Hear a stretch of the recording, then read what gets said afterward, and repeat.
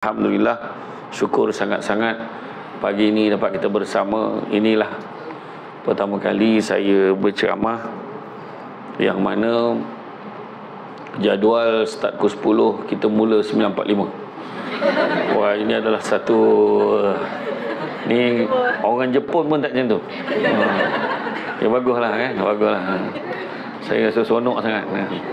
Jadi hari ini sudah tentunya menjadi hari yang menggembirakan untuk kita bila ada ceramah seperti ini, sebab maknanya tak payah kerja. Jadi sebab dengar ceramah kan.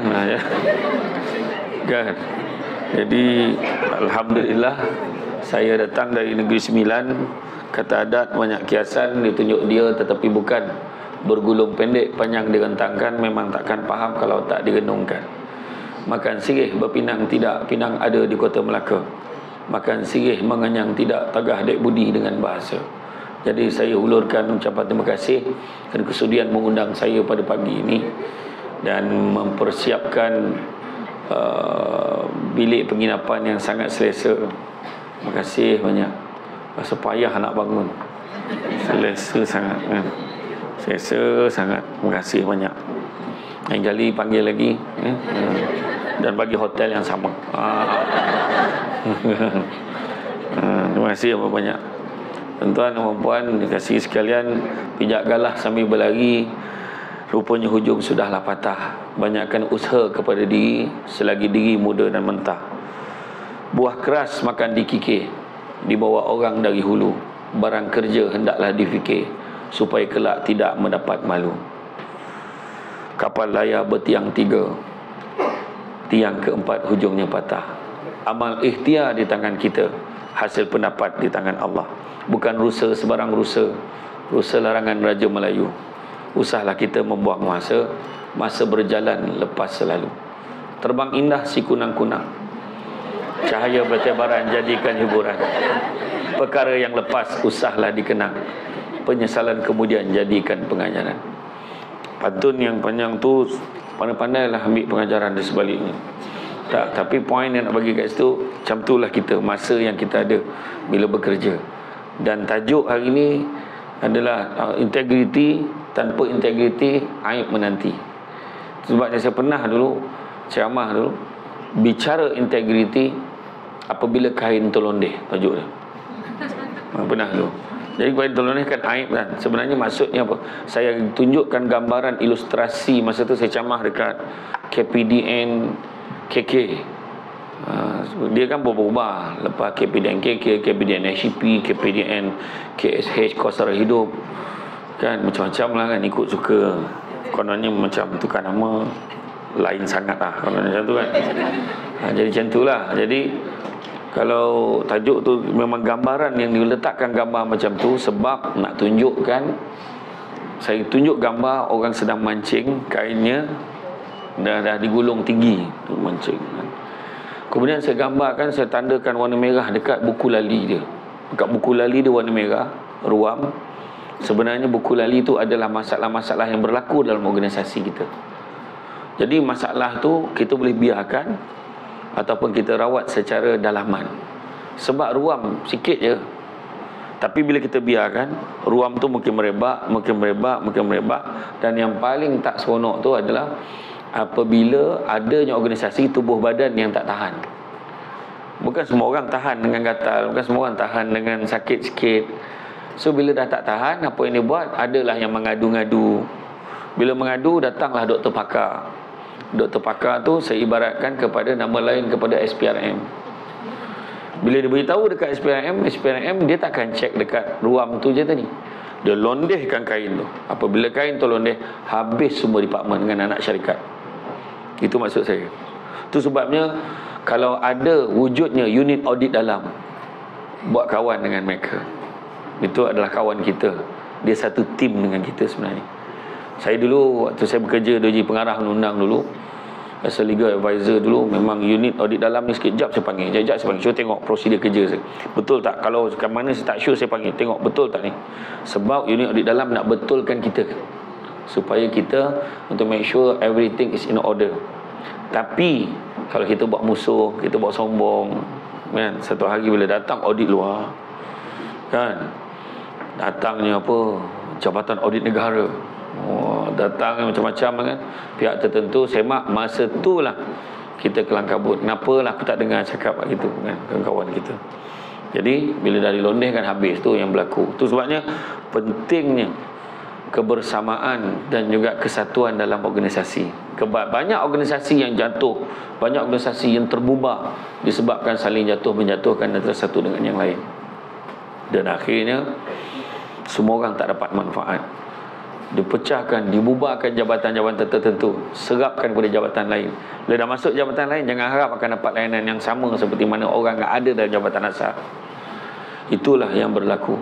Jadi benda ni saya dah cek dah berlaku banyak tempat, kecuali Pemin lah kan. Sebab sini memang tempat orang baik-baik, dia sangat menjaga. Yalah, Camah start 945. Jadi maknanya menunjukkan kesatuannya dan komitmennya. Saya macam cepat sangat masuk ni kan. Tak sangka pula kan. Alhamdulillah. Terima kasih banyak. Tempat parking tadi pun disediakan. Terima kasih banyak. Saya parking dekat parking CCEO tadi.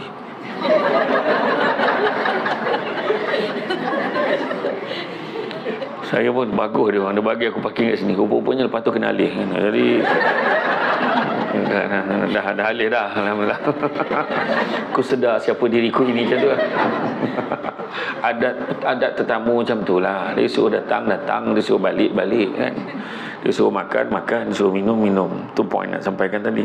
Sebab ada masa kan 9.45 kan, macam sempat je minum kan macam tu, tapi tak ada kan. Macam tu lah kan, macam tu saya. Itu sebenarnya nak disampaikan kan.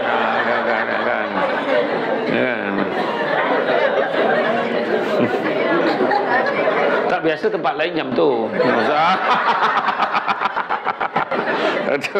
Allahu Akbar. Itu yang berpantun panjang tadi. Baru faham rupanya ya.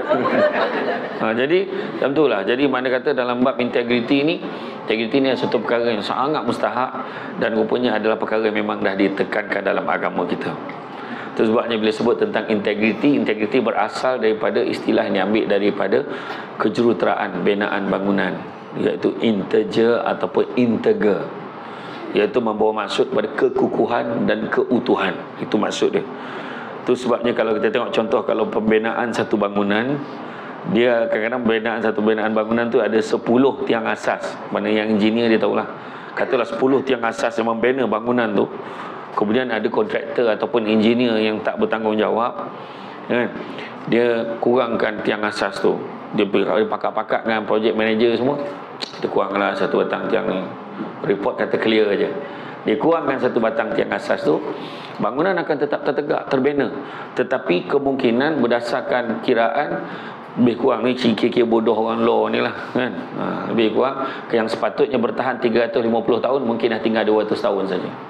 Tapi pada orang yang tak percaya pada konsep kehidupan selepas mati, adanya balasan pada apa yang kita buat, dia akan cakap tak apa, masa bangunan tu kalau runtuh pun masa tu kita pun dah mati dah, dia kata. Yang tu sebab kita tengok, ingat tak insiden yang banyak bangunan runtuh di Turki kan, berlaku gegaran, lepas tu runtuh, kemudian mendapat pihak berkuasa sempat tangkap engineer yang dah standby nak lari dekat airport. Kenapa nak lagi kalau dia rasa dia buat benda yang betul? Itu maksudnya. Itu sebabnya kalau kita tengok dalam Kamus Dewan Bahasa dan Pustaka edisi yang keempat, integriti membawa maksud kejujuran, ketelusan, kekukuhan dan juga kesempurnaan. Dan rupanya Nabi Muhammad SAW pernah sebut, Allah sangat suka hambanya kalau melakukan satu amal pekerjaan dilakukan dengan baik, teliti dan sempurna. Dilakukan dengan baik, teliti dan sempurna. Maknanya sepatutnya Islam tu buat yang terbaik. Tapi kenapa orang Melayu ada banyak masalah, ada isu? Orang cakap Melayu memang macam ni. Kalau kontraktor Melayu macam ni lah. Macam tu lah Melayu. Sekarang buat bumbung sengit. Kenapa sengit ni? Kenapa dia punya ni? Kenapa tak rata? Kenapa ni tak semua? Kenapa macam ada lecak-lecak? Kenapa macam ada tak kemas? Kenapa macam comot-comot ni? Kenapa projek ni tak kemas? Kenapa? Biasalah Melayu. Ayat yang biasa kita dengar. Biasalah Melayu, dia kata. Tapi betul ke Melayu macam tu? Betul ke Melayu macam tu? Betul ke Melayu? Makin aku tanya makin tak bunyi. Betul ke Melayu macam tu? Soalan dia. Betul ke Melayu macam tu? Betul Melayu macam tu mungkin. Tetapi bila ditambah dengan nilai Islam, tak sepatutnya dia jadi macam tu. Sebab definisi dalam perlembagaan persekutuan, Melayu ni biasanya orang Melayu yang beragama Islam. Biasanya. Jadi itu sebabnya kalau kita tengok, tak sepatutnya. Orang Melayu ni sepatutnya, Melayu Islam ni sepatutnya dia punya macam tadi lah, start 9.45 minum kemudian kan, maknanya cepat, tepat masa kan. Dah apa kan. Tak betul, tak maksud saya mana dia cepat, dia pantas, apa lagi, dia buat yang terbaik. Dia tak ada janji siap, okey lah tu, daripada tak ada asbol kan, asal boleh kan. Memang tak ada, maknanya dia buat yang terbaik. Itu sepatutnya. Itu sebabnya macam tadi kan, macam MC tadi sebut tadi kan, jangan percaya sangat sebab ambil daripada internet kan. Jadi profil tu lain kali minta dengan PA saya kan. Sebab saya diploma in public admin bukannya di UiTM Shah Alam. Saya diploma in public admin di UiTM di London Lalu Gajah Melaka. Kemudian baru saya sambung degree in law di UiTM Shah Alam. Macam tu. Habis je, tak sempat saya habis paper final saya dah diterima jadi timbalan pengarah di Majlis Pembenaran Seremban. Kemudian saya naik pangkat pula, ditawarkan pula jadi pengarah undang-undang di Majlis Pembenaran Nilai. Dan saya salah seorang yang terlibat untuk buat kertas kerja untuk combinekan Seremban dengan Nilai jadi Majlis Bandaraya Seremban. Tapi belum sempat mereka jadi bandaraya, saya dah bersara dulu. Saya dah ada kad pesara. Tunjuk kat hotel dapat 10%. Betul macam malam tadi saya tunjuk kan. Malam tadi sebab bilik tak cukup kan, jadi saya beli bayar satu bilik lagi sebenarnya. Okay. Tapi hotel selesa saja je kan. Dah halang Datuk Haji ada kan, Datuk boleh sampaikan lah. Ya? Okey, mungkin. JM Hotel. Betul, malam tadi saya sampai pukul 3 pagi. Bilik tak cukup. Dia tak ada yang tanya berapa orang, berapa bilik yang diperlukan. Jadi saya okey je. Saya macam malam tadi macam biarlah, tak apa. Kau orang tidurlah dalam bilik. Biar saya tidur dalam kereta. Macam tu lah. Tapi saya tak nak lah kan, nanti tak apa, saya ambil bilik. Tak apa, resit ada. Tak adalah. Tak ada, nak beritahu yang saya pun penyawak awam dulu. Saya pun penyawak awam dulu bekerja. Jadi kita faham kan? Jadi makna kata bila kita bekerja ni kita tertakluk. Dan bila kita bekerja kita tertakluk pada nak buat kerja yang terbaik. Kita kena tolak tu anggapan kerja macam ni mesti macam ni. Dan kemudian paling yang kita kena buang adalah, aku kerja dah berapa tahun dah, apa pun tak dapat. Aku macam ni juga. Kau tengoklah, kalau naik pangkat kan mesti dia. Kau tengok apa dia. Kita ni apa weh? Ayat dah. Dan dia selalu orang bercakap macam tu. Sedangkan semuanya kena, ada beberapa perkara kena ada dalam hati kita. Yang pertama, kita kena sabar. Bukan tiba-tiba kita boleh duduk satu tempat tu. Sabar. Sedangkan berapa ramai dulu yang kata masa interview nak dapat kerja dekat Permit ni macam mana? Minta-minta lah boleh kerja. Dapat kerja aku tak minta apa dah. Macam mana nak dapat kerja? Jadilah. Dapat kerja ni aku tak minta apa dah. Itu ayat dia. Lupa tu. Tapi bila dapat kerja, tak puas hati orang naik pangkat, tak puas hati orang tu naik ni, tak puas hati orang tu dapat ini, dapat anugerah, tak puas hati. Semua tak puas hati. Sedangkan dulu cakap dapat kerja jadilah, aku tak minta apa dah. Nampak tak? Saya pun berhenti kerja. Saya dah tak ada kerja tu, saya ceramah lah. Tapi betul, yang tunjuk kad apa, kad pesara tu dapat 10%. Dapat ke? Betul. Dapat ke 10%? Dapat? Tak dapat ya? Tak semua hotel dapat. Ada satu hotel kat Shah Alam, hotel yang top tu. Saya tunjuklah kad pesara kan. Ustaz yang buat kelakar boleh tak? Dia kata macam tu. Maknanya tak semua hotel terima. macam Oyo. Ambil kan. Yang jenis bilik air belaga dinding. Macam tu lah kan. Tapi itulah Alhamdulillah. Tapi saya terang cakap, hotel tu hotel baru ke? Hotel baru apa bunga ni? Memang selesa, agak baru lah. Selesa memang selesa. Saya pula masa kebetulan bila saya bayar, saya masuk bilik tu, bilik corner kan, dia ada ruang tamu kan. Saya kata view dia bandaraya cantik lah. Saya tak boleh tidur sebab terasa macam ada orang kat hall tu. Besar, bilik besar pun masalah juga. Kan, tapi tahniah. Servis pun bagus. Semua bagus. Pagi tadi pun okey, semua okey. Kan, jadi mana kata kalau kita tengok dari segi integriti tadi, itulah maksud dia. Jadi kalau kita tengok dalam keadaan integriti ni, nak tengok macam mana kita kena amalkan satu prinsip, sabar dalam kerja. Sabar, jangan kita petikaikan. Itu ada orang tak sabar, dia rasa dia takkan nampak apa-apa, dia mula ambil jalan lain.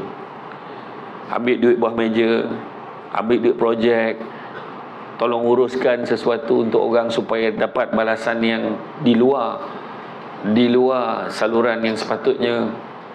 Itu yang berlaku. Semalam ada pegawai penyawat awam kan, terima rasuah berapa je, RM150, kena denda berapa ribu dengan penjara. Nampak tak? Itu sebab kena sabar. Sabar namanya. Bukan tiba-tiba boleh jadi CEO, bukan tiba-tiba boleh duduk pangkat besar, duduk depan kan? Bukan tiba-tiba jadi Samsul Ubat juga sebenarnya kan. Dulu saya pernah ceramah di sini sebelum saya jadi Samsul Ubat. Asal kau terperanjat? Dulu Syamsul Amri Ismail aja dulu. Ya, saya pernah dulu ceramah motivasi. Saya ingat saya datang, ni lah bangunannya. Saya datang. Dululah, tapi dulu orang tak ada heboh nak ambil gambar apa ni. Daripada bawah sampai ke atas ambil gambar. Tapi siapa dah ambil gambar tadi, jangan ambil lagi bagi orang lain pula. Tak ada lah. Tapi betul, saya pernah datang dulu. Tapi bukan tiba-tiba. Masa tu saya masih kerja. Saya ingat lagi. Jadi makna kata semua ni ada proses. Bukan tiba-tiba jadi suami, ada proses. Bukan tiba-tiba jadi ibu, ada prosesnya. Kedua, syukur. Syukur dengan apa yang kita ada. Kenapa manusia tak boleh bersyukur? Ada 3 sebab. Sebab yang pertama, sibuk melihat apa yang orang ada sampai terlupa apa yang kita ada. Kedua, sibuk tengok kelebihan orang lain sampai lupa tengok ada orang yang lebih susah daripada kita. Dan ketiga, sibuk menyatakan apa yang kita ada hari ini adalah hasil daripada usaha kita sendiri. Sedangkan orang lain pun berusaha, cuma Allah belum izinkan. Bila dia berjaya, dia kaya, dia kata, itulah kau kena pandai strategi, kau tengok aku. Wah, rakyat. Itu cakap orang yang dah lupa siapa diri dia. Kita jangan lupa daripada mana kita datang. Kan, saya kena cakap kat diri saya, aku ni orang kampung. Aku ni orang kampung. Macam mana pun, you can take Negeri Sembilan, you can take Syamsul out from Negeri Sembilan, but you cannot take Negeri Sembilan out from Syamsul. I'm still negeri. Dengan ciri-ciri dia yang tak biasa jam. Heran betul aku Terengganu Kelantan ni. Balik raya, dah tahu hari Jumaat dah boleh balik, cuti, baliklah. Kenapa nak tunggu hari Senin dengan hari Selasa? Suasana bawa dia.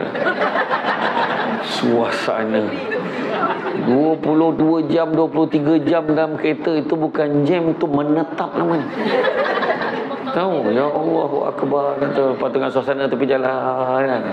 Orang Negeri Sembilan tak biasa. Macam saya pergi Brunei lah. Saya pergi Brunei, saya tanya daripada airport ni jauh tak nak pergi ke UBD, Universiti Brunei Darussalam? Jauh jugalah, dalam 15 minit macam tu. Pada dia 15 minit jauh. Kau bayangkan kalau dia naik bas pada Seremban pergi Kuala Terengganu, aku rasa meninggal dalam bas tu kan. Sebab maksud dia 1,5 jam dah habis satu Brunei. Tak besar mana pun. Itu sebabnya kita kat Terengganu ni mabuk juga kan. Ikut highway tu belum lagi, bau kijal, bau ni, tak sampai lagi. Perasing pula kat mana kita ni, dunia apa? Perasing. Terasing betul daripada dunia lain. Lepas tu misteri pula. Terbongkok-bongkok orang kat kedai tu. Sebab kedai banyak tutup. Kedai ni betul-betul tutup kan. Tahu nanti dia buka. Kan saya minyak. Memang tak main berniaga dekat R&R tu. Kena buat sesuatu lah. Buat sesuatu. Saya ingat ni, saya last dekat Kuala Terengganu sebelum ni, waktu yang PKP tu, saya siapkan program My House. TV Hijrah, kita repair rumah orang susah kan. Satu di Kuala Terengganu, satu di Besut. Jauh juga lah kan. Bagus. Terengganu yang satu-satunya projek di negeri Terengganu yang mana kita buat dengan TV Hijrah, bajet 25,000 ditambah lagi 50,000 oleh kerajaan negeri bantu. Jadi rumah dia cantik, elok, untuk orang susah kan. Jadi macam itulah tuan-tuan dan puan-puan. Maknanya kita syukur dengan apa yang kita ada. Ketiga, percaya pada hikmah. Ada hikmah di sebalik sesuatu. Keempat, redha dengan apa yang Tuhan berikan kepada kita. Kan, bukan semua indah belaka dalam bekerja ni. Tentu ada tiba-tiba kita dipersalahkan untuk satu benda yang kita tak tahu menahu. Ada seorang sahabat saya bekerja dekat satu organisasi kerajaan, saya tak nak sebut mana, tapi berkaitan dengan peladangan macam tu lah lebih kurang. Langsung tahu pun. Jadi orang bawah, dia pasal proses ni, orang bawah ni yang buat hal, tipu duit sana, tipu duit sini, dia yang kena. Sedangkan dia dah cek setiap hari apa semua dah okey. Dan paling dia frust adalah bila dia kena tindakan tak ada backup daripada pihak top management. Semua nak lepaskan diri sendiri. Patutnya backup staff. Macam saya bekerja dulu, bos saya Datuk Haji Abdul Halim kan. Dia paling backup staff, dia punya staff dia. Kalau contoh ada ahli-ahli majlis, ni saya tengok, you jangan cakap staff saya rajin. You tak boleh cakap staff saya rajin. You kena cakap staff saya sangat rajin. Macam tu sekali. Dia kata, kalau orang marah staff, buruk-burukkan staff, you jangan nak buruk-burukkan staff saya. Dia orang dah kerja teruk dah. Tetapi dalam mesyuarat pengurusan memang kena lah. Pengurusan. Sebab tu dalaman kita. Nak kita improve. Tu sepatutnya. Ada setengah tu dia burukkan lagi depan. Memang staff sini tak boleh pakai ni, ramai yang pemalas ni. Tak, dia akan jaga staff. Patut macam tu. Nampak, itu sepatutnya yang kena ada. Saya dengar pemin pun macam tu. Jadi itu yang saya tak ada masalah di sini. Tengoklah ceramah datang pun ramai, penuh sampai belakang. Saya ingat dalam 5 ke 10 ribu orang tak kurang. Satu pencapaian lah, satu pencapaian. Sebab ni nanti keluar dalam YouTube, jadi orang tahulah 10 ribu orang datang dengar hari ni. Jadi macam itulah. Jadi redha ni terima. Mesti ada ujian, betul tak? Sebab kata orang cantik dipandang bulan mengambang terang di awan. Kalau dia hidup namanya orang, tentu tak lagi daripada ujian dan dugaan. Apa beza redha dengan pasrah? Apa beza redha dan pasrah? Macam itulah. Macam yang you all fikir tu macam itulah. Bila saya tanya itu, maknanya saya nakkan jawapan lah kan. Tapi okey lah, macam tu. Tapi ni okey ni. Sebab saya pernah ceramah dekat satu masjid kat Kuala Pilah, ceramah maulud kan. Saya tanya, apa maksud selawat makcik? Makcik apa maksud selawat? So makcik tu menjawab, nak ceramah lah, tanya pula. Dia soundnya pun. Ni senyap okey lah. Senyap okey lah. Dia sound dah something tu makcik ni kata. Menyesal pula aku tanya. Jadi beza pasrah adalah pasrah dengan redha. Pasrah ni kita menerima dengan hati yang sakit. Tapi redha menerima dengan hati yang ikhlas. Okey, saya bagi gambaran supaya faham kan, sebab malam tadi pun episod akhir kan, apa? Wanita syurga, apa? Belum ke? Lelaki itu last. Oh, lelaki itu last. Okey. Saya tak tengok orang share dalam TikTok. So macam mana? Dini macam mana? Oh, tak habis lagi cerita tu. Yang lelaki syurga. Sudah lah kau ngada lah, tak tengok lah kau nak menyampah aku kata. Tak adalah. Ini pasrah. Ni saya bagi faham. Ini maksud pasrah macam ni. Nak buat macam mana kan? Dah tu jalan yang suami akak pilih. Kalau ikutkan, tak ada perempuan yang sanggup terima keadaan macam ni. Tapi akak terima jugalah. Walaupun sakit, akak terima. Itu pasrah. Okey. Redha pula macam ni. Mungkin dah ni rezeki akak kena terima. Akak doakan suami akak kuat. Dia jaga kebajikan kami semua, berlaku adil. Dia tak menyakitkan hati kami berusaha, dan dia usaha berlaku adil. Mudah-mudahan suami kakak dengan kami madu-madu semua dapat masuk syurga bersama. Orang lelaki jangan risau. Lelaki jangan risau. Itu takkan berlaku. Ini contoh untuk rujukan akademik saja. Saya nak bagi faham aja. Faham? Nak 4 tu. Alhamdulillah. Ada orang tanya, apa tips Ustaz? Apa tips? Dia tak payah tips, dia auto download. Siapa yang nak, software pun sampai. Macam tu kan. Dia ada orang cakap, siapa yang nak kahwin lebih ni, satu je dia punya teknik dia. Dia boleh tidur dalam stadium, okey. Stadium kan bising, dia boleh tidur, okey tu. Oh, setakat bini bising seorang dua, okey, tak ada masalah. Ada orang cakap ubat apa? Ubat kuat dah banyak jual. Ubat berani pun dah jual dah. Dah letak kat tangan dah, tak berani makan. Dia takut kalau dia berani. Macam tu. Tapi tu cerita tadi, contoh je lah. Jadi contoh kalau saya kata tadi. Dan yang kelimanya apa? Lepas redha tadi dah faham. Yang kelima adalah ikhlas. Apa maksud ikhlas? Ikhlas adalah macam tu lah. Ikhlas adalah buat sesuatu tidak mengharapkan balasan. Dan saya akan bagi definisi yang lebih detail ni. Contoh macam kita tengok dalam suasana kita, uji integriti kita, sikap kita terhadap peraturan dan undang-undang, prosedur. Contohnya lah orang perempuan kan, tiba-tiba nampak traffic light. Orang lelaki diam, saya tanya orang perempuan dulu. Dia nampak traffic light, countdown 120 saat lagi. Tak ada orang pun masa tu. Tak ada orang, satu umat pun tak ada, CCTV pun tak ada. 120 saat lagi pada jam 12 tengah malam. Dan tak ada kereta lain, tak ada satu umat pun masa tu. Soalan saya, apa yang akan you all lakukan? Jalan aja, dia kata. Itu perempuan. Itu beza dengan orang lelaki. Orang lelaki akan tunggu dengan sabar.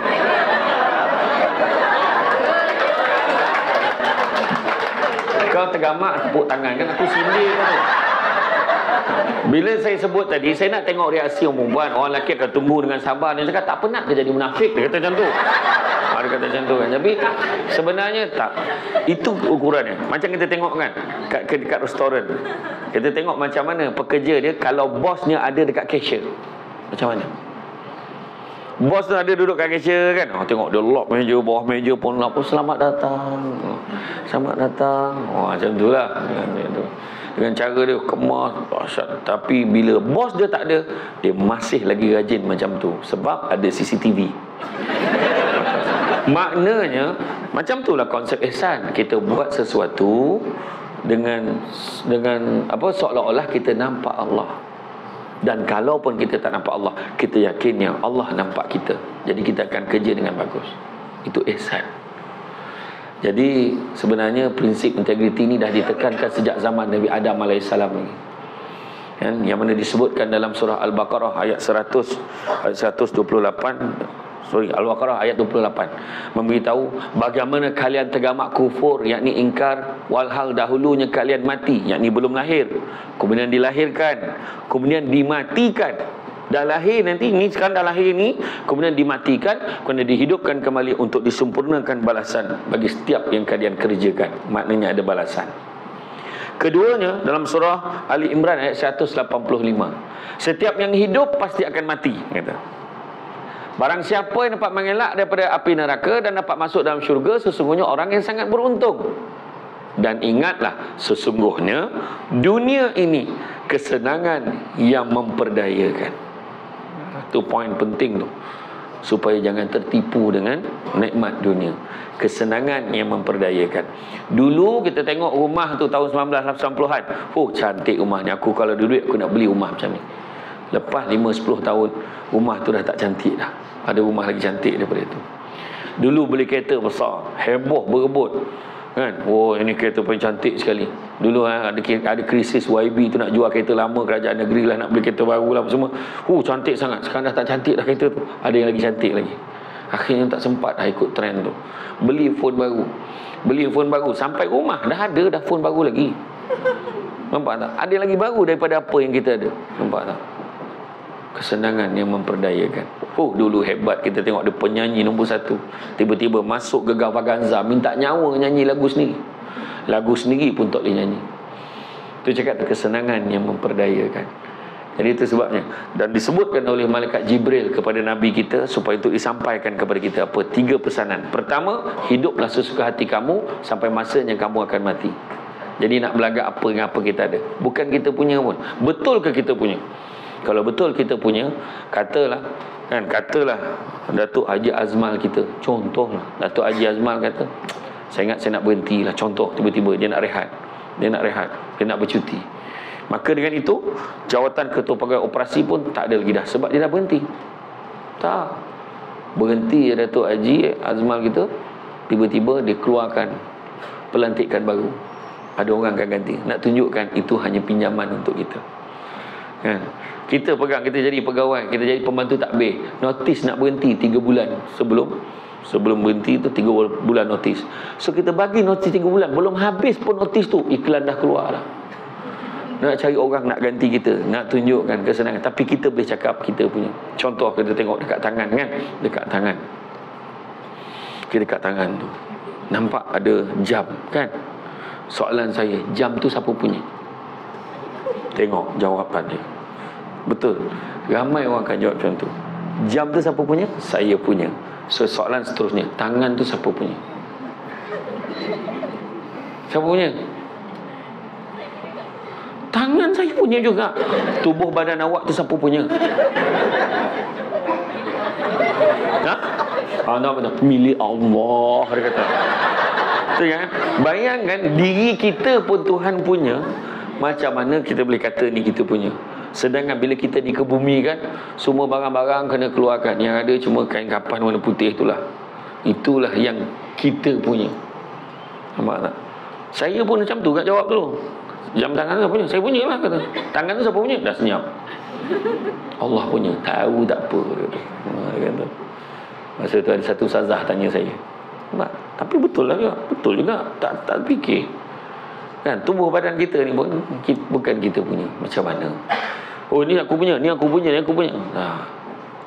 Yang kedua, sayangilah, cintailah sesiapa saja sesuka hati kamu sampai masanya kamu akan berpisah dengannya.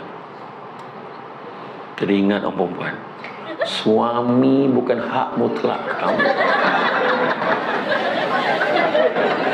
Dan ingat orang lelaki, isteri bukan hak mutlak kamu. Okey, fair, fair. Sebab apa? Sebab tak bercerai hidup, bercerai mati. Itu cerita dia.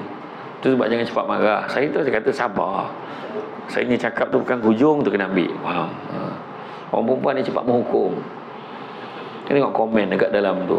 Bila artis tu kena tangkap, itulah dia, laki curang. Laki tak boleh pakai sekarang. Susah nak cari laki yang baik. Kat rumah kau tu siapa? Bila lelaki tu kahwin lebih, susah nak cari lelaki yang setia sekarang ni. Yang kat rumah kau tu siapa? Lelaki jahat semua, kena tangkap dia buat explain apa pun. Sudahlah, kau banyaklah lelaki tak guna, tak boleh pakai, mati lagi baik. Ya Allah Akbar. Komen panjang. Tiba-tiba hari tu sebelum raya ada pula perempuan punya kes. Suami isteri ni dah kahwin, ramai ada 6 orang anak, dah lama kahwin, dapat 6 orang anak, dan akhirnya dapat tahu 4 daripada 6 anak itu bukan anak dengan suami dia. Tahu apa komen orang perempuan kat bawah tu? Mesti ada sebab.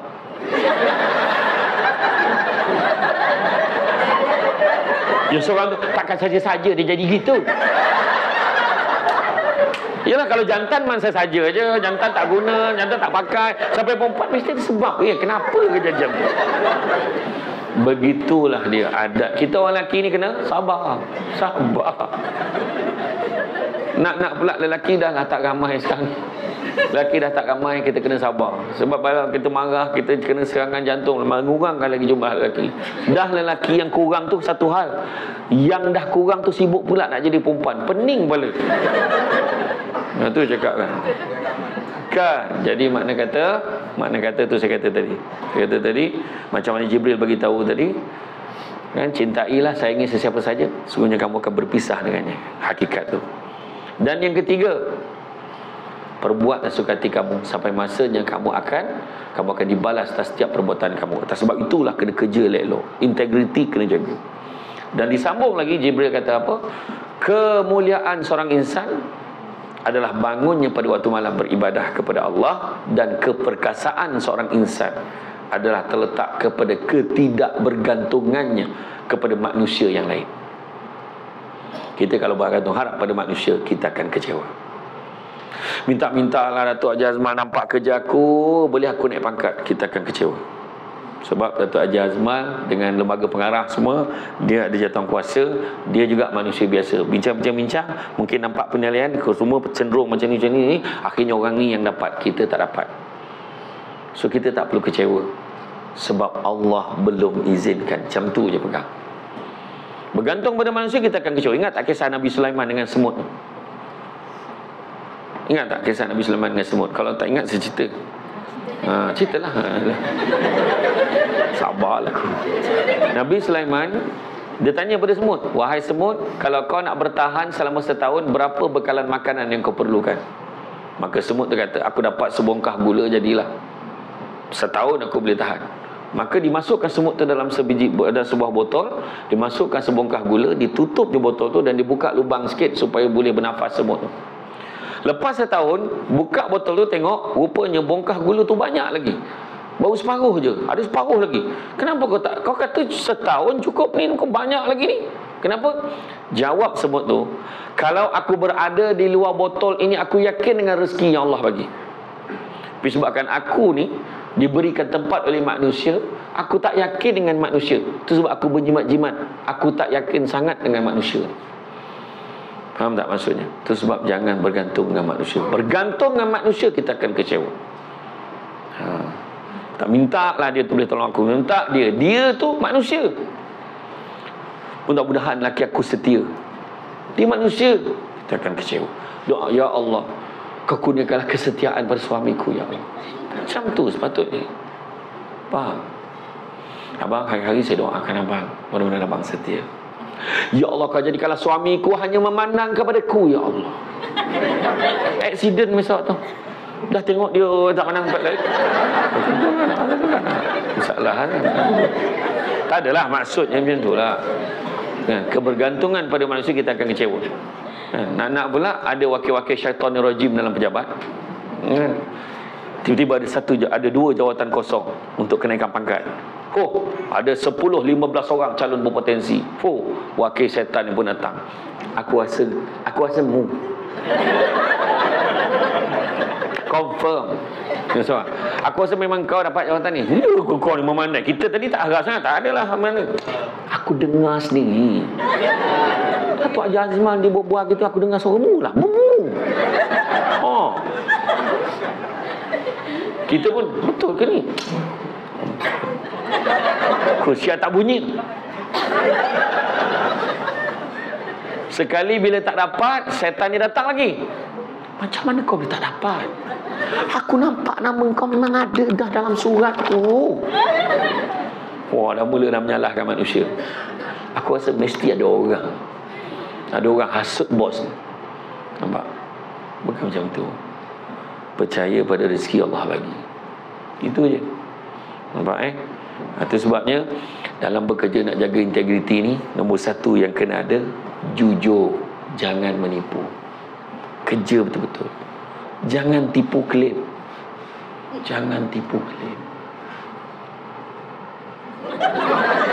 Klaim tidak pernah menambah pendapatan. Klaim hanya cover sebahagian saja daripada perbelanjaan yang kita dah keluarkan. Itu sebenarnya. Kita marah bahagian keuangan bila query, mana bahagian keuangan?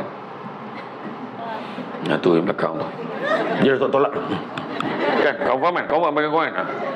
Bahagian keuangan dia query, kenapa klaim berbeza sedangkan 5 orang ni semua pergi kursus tempat yang sama? Mula dari marah.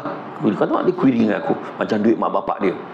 Sebab bukan duit mak bapak dia lah dia query. Itu je. Jawab dengan jujur, memang klaim kami tak sama sebab saya tak tahu jalan. Dekat orang debak tu 5 kali pusing. Mana satu harus ketuju? Orang perempuan kan macam tu. Terlajak kadang-kadang, bukan semualah. Bukan semua, ada setengah perempuan tu terlajak. Mana nak pergi? Dia dah nangis dari jalan tu, kata mana nak pergi dah.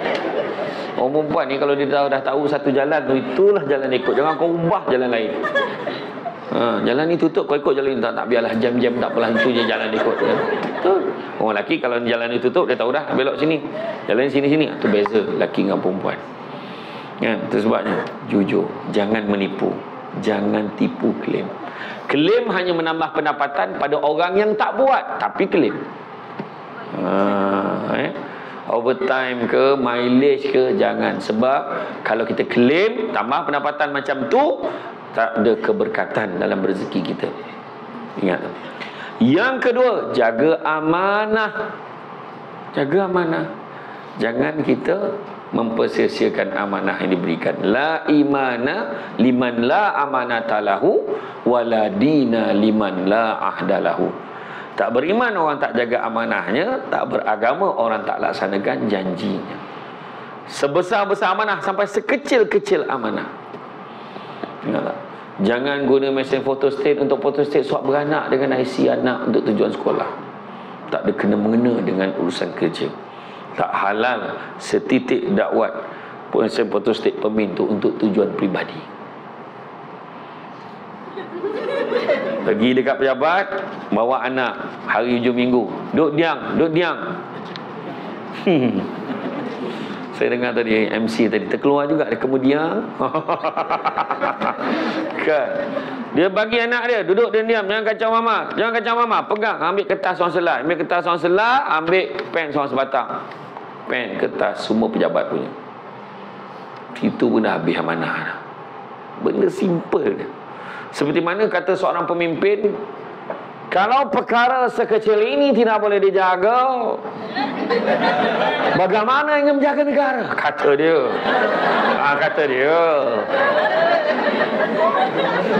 Yang faham-fahamlah. Kan? Jadi maknanya, betul lah kalau kecil macam tu tak jaga. Bayangkan kita bagi tanggungjawab lagi besar. Macam mana?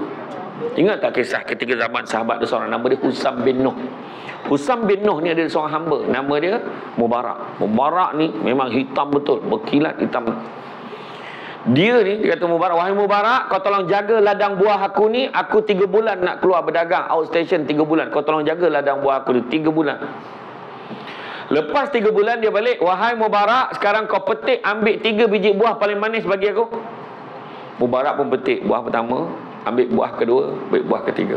Buah pertama masam, buah kedua pahit, yang kedua tawar. Apa kau ni Mubarak? 3 bulan aku bagi kau jaga ladang buah ni, takkan kau tak tahu mana manis mana masam? Demi Allah, kata Mubarak, kau pesan kat aku 3 bulan ni, kau pesan kat aku suruh jaga ladang buah ni, kau tak pernah suruh aku rasa. Macam tu sekali. Cuba kalau kita dia beri peluang jaga ladang musangking yang sedang beria gugurnya, 3 hari, tak yang 3 bulan, 3 hari tutup jatuh, tutup. Apa yang berlaku pada durian itu? Silap-silap bawa balik rumah ni, kebetulan jaga ladang ni, rasa. Sebenarnya tak, amanahnya macam tu lah maksud dia. Dia dipesan suruh jagalah. Macam suami bagi duit belanja, ni untuk belanja dapur, jangan guna untuk tujuan lain. Kalau guna tujuan lain, kena cakap dengan sebarang, boleh tak ada balance sikit, ingat nak beli tudung, bawal, siakap tuk K. Boleh tak nak beli make up sikit, boleh tak? Belilah, tapi suami kena tahu. Macam itulah, sebab amanah. Nampak? Tu benda-benda macam tu, benda simple aja. Tu sebab anak kita pun tak nak kita bagi dia belanja supaya dia beli makanan dekat sekolah, tapi dia beli rokok. Tak amanah. Nampak tak? Bagi anak duit, dia simpan duit tu sebab apa? Dia tak nak makan, tapi dia tak beritahu kat mak dia. Tapi paling tidak dia simpan duit sebab ada benda dia nak beli nanti. Itu at least boleh diterima lagi, tapi dia guna untuk tujuan yang negatif. Nampak tak? Jaga amanah. Ketiga, jaga hubungan satu dengan yang lain. Jangan saling menjatuhkan macam di awal saya sebutkan tadi. Buang benda-benda yang tak baik dalam hati kita, buang perasaan yang tak elok dalam hati kita. Jangan tamak, kongsi tak apa. Ingat, jangan tamak, kongsi tak apa. Faham ke tak faham? Dia ada beza faham dengan setuju. Faham ke tak faham? Setuju tak? Itu yang susah tu, nampak tak? Sebab orang perempuan ni, dia tak mencuri, dia tak menipu, dia tak membunuh, dia tak apa, tapi dia satu benda dia tak boleh buang dalam hati dia, sangka buruk. Maksud jangan tamak, kongsi tak apa. Contoh, keluar nanti ada makanan, rasa tak boleh habis, share.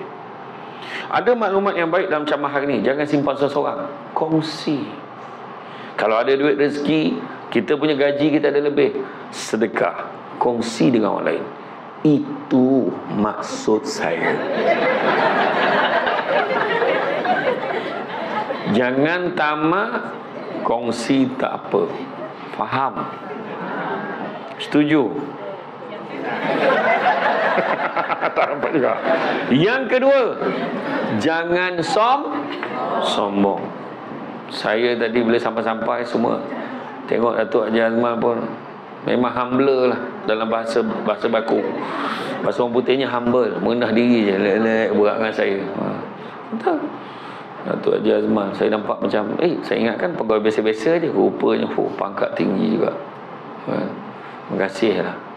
Kan? Sebab saya tak tergamak nak duduk kat sini. Tu yang saya berdiri tu. Sebab kalau saya duduk situ kesian orang belakang. Biarlah saya berdiri. Kan, jadi semua boleh nampak muka saya. Kan? Tu. Jangan sombong-sombong. Nak sombong apa? Macam saya kata tadi penyanyi tu. Sampai masa dia tak boleh nyanyi lagu dia sendiri. Dulu note tu tarik sampai ke langit. Sekarang tak boleh. Kalau dia tarik sampai ke langit, dengan dia ke langit. Saya jumpa, saya buat dengan Datuk Nora, Persimpangan Dilema. Masa berlalu, itulah, tanpa ku menyedari. Macam tu kan. Dia kata bila dah meningkat usia, range lagu tu dia kena ubah note tu, rendahkan sikit supaya bunyi dia macam sama, tapi sebenarnya dia dah adjust rendahkan supaya boleh sesuai dengan suara dia. Sebab kekuatan suara dah tak sama. Sebenarnya dulu macam saya ceramah lah, kekuatan suara dah tak sama. Dapat mic yang bagus ni, dia slow sikit, dia tak payah kuat sangat. Betul. Jadi maknanya kena range. Tu sebabnya jangan nak sombong. Pelakon, dulu berlakon jadi hero kot, sekarang watak bapak. Asal malam raya je mati. Apa heran betul drama Melayu ni. Kita tengok tahun baru Cina punya drama, punya happy dia. Balik jumpa dah lama tak jumpa, Amar dia kan. Cerita India pun macam tu. Hero Tamil mana pernah mati? Rupanya ada sejarah. Saya kaji benda tu. Rupanya masa zaman MGR dulu, pernah sekali watak filem Tamil tu, MGR hero mati. Orang India dulu, di India, dia memang kerja berat. So hiburan dia pergi wayang. Bila last tu MGR mati, pecah panggung tu. Dihantak, bakar panggung, marah hero tu mati. Itu sebab kita tengok yang risau, takkan mati ni, aku tengok lah. Macam drama Tamil pun filem gembira. Kenapa drama Melayu? Mulalah malam manjang dahaka tiap tahun. Lepas tu malam raya lah mak mati. Mak jaga dia baik-baik. Aku tahu mati lah kejap ni. Confirm mati. Masa kaca dodol, masa tulang ngantuk, kau boleh tertangkup masuk dalam dodol, kenapa? Aku geram betul drama Melayu ni lah.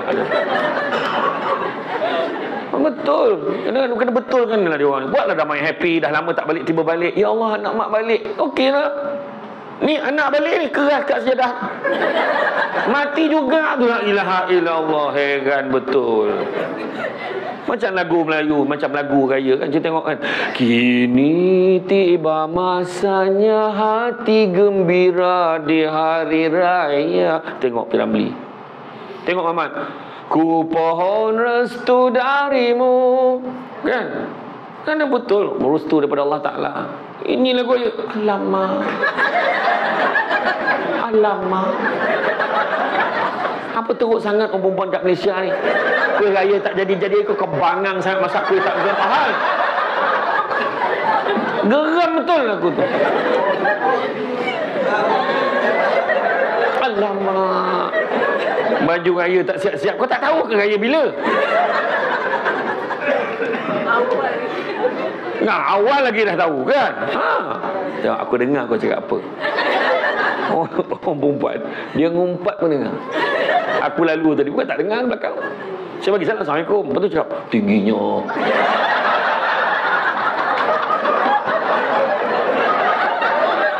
Ngumpat. Salah ke tinggi? Yang seorang tu dalam TV nampak tua kan, kau hajar. Tengok depan-depan muda pula. Kau pergi okey lah. Saya camah kat Sarawak, dekat restoran Laksa Sarawak tu saya keluar, ada seorang perempuan non-Muslim free hair kan.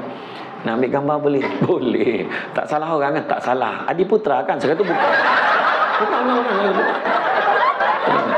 Betul tu. Bukan saya buat-buat cerita. Dia mungkin dia kenal saya, dia dengar camah, tapi nama dia tu ditinggal nama orang lain. Saya tak adalah terbawa-bawa sangat, tapi bila masuk bilik air tu,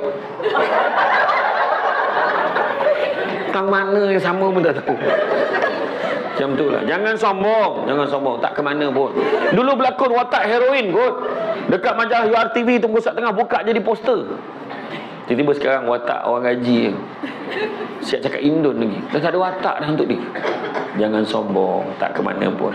Dan Nabi kata takkan masuk syurga orang yang ada kesombongan dalam hatinya walaupun sebesar biji sawi. Apa? Yang belagak dengan benda tak ada apa-apa pun. Dia tak payah. Sampai, gila kau dekat pejabat di nombor 1 tu, pangkat tinggi tu, kau jangan main-main. Tiba-tiba kat ujung tiang masjid, kenapa tu? Pencet. Sampai masa. Iya, dulu saya pengarah undang-undang berbuka pintu bila sampai, berangkat comeback ni bila mesyuarat, tuan-tuan silakan tuan kan, pejabat MB jajak panggil minta advice. Wah, kita membagi pandangan, bukan main lagi. Sekali dah pencet, call pun tak nak angkat dah. Ada orang macam tu? Ada, bukan semualah, ada. Betul. Itu hakikat hidup kita. Macam mana? Nampak tak? Dan yang ketiga, jangan tamak, jangan sombong, jangan dengki. Dengki bahasa Melayu, bahasa Arabnya hasad. Penyeteruk di Malaysia ni dua-dua pakai. Hasad, dengki. Kata Ustaz Said Abdul Kadir Al-Jufri, orang kalau dengar kegembiraan orang lain, hati tak rasa apa-apa, makna dengki dah ada. Contoh, dia dengar Datuk Haji Azman kita dapat pergi haji lagi tahun ni. Dengar tak? Ada orang beritahu. Macam tu je, dia tak rasa excited tu. Dengar-dengar kawan kita dapat naik pangkat. Yalah, ada 5 orang tu, makna dia salah seorang kot. Macam tu je. Dengar-dengar dia beli kereta baru, buat loan senang sekarang ni. Dengar-dengar anak dia dapat semua A peksa pun ni. Lah semalam Kementerian Umum 10,000, anak dia salah seorang kot. Macam tu je. Tapi kalau dia sebut macam ni, dengar-dengar Datuk Haji Azmal kita dapat pergi haji tahun ni, tak apa kabel pakaiannya tu, confirm dengki. Tu confirm dengki. Dengar-dengar kawan kita dapat naik pangkat, tak apa dijilatnya bos tu. Dengar-dengar dia beli kereta baru, tak mana dia curi duit. Dan dengar anak dia dapat semua A dan peksa pun ni, macam anak dia seorang pandai. Itu confirm dengki. Sepatutnya apa? Dengar-dengar Datuk Haji Azmal dapat pergi haji tu ni. Ya ke? Ya Allah, aku nak jumpa dia lah. Datuk kalau pergi, Datuk jangan lupa doakan saya tahu. Saya nak sangat pergi, insya-Allah. Tak ada masalah. Dah daftar belum? Belum. Macam mana aku nak pergi kau nak daftar? Siapa yang baru daftar hari ni, insya-Allah kalau tak ada apa-apa haram lintang, boleh pergi pada tahun 2150. 3 kali mati hidup tak boleh pergi tau. Mati hidup ya? Belum mati balik. Belum 3 kali. Tahun ni yang pergi pun bayangan senarai tertunggak tahun 2009. Bayangan. Tapi tak apa, itu bukan kayu ukur, kita boleh buat rayuan. Ada rezeki ada. Dengar-dengar kawan kita dapat naik pangkat. Ya ke? Ya Allah, boleh minta tolong dia kalau apa-apa hal. Kan senang. Dengar-dengar kawan kita dah beli kereta baru. Ya ke? Boleh tumpang kereta dia pergi kerja. Dia rajin tumpangkan orang tu. Time isi minyak buat tidur. Happy. Nampak tak? Dengar-dengar anak dia dapat semua A peksa baru ni. Alhamdulillah, ada juga anak-anak staf pemin kita ni yang pandai-pandai. Suka. Makna tunjukkan walaupun kerja kat pemin, anak dia berkat bagus, pandai belajar. Dengar tak yang abang Haji tu, yang pernah kerja kat sini dulu, kenapa? Yang 80 tahun tu, kenapa? Dia kahwin.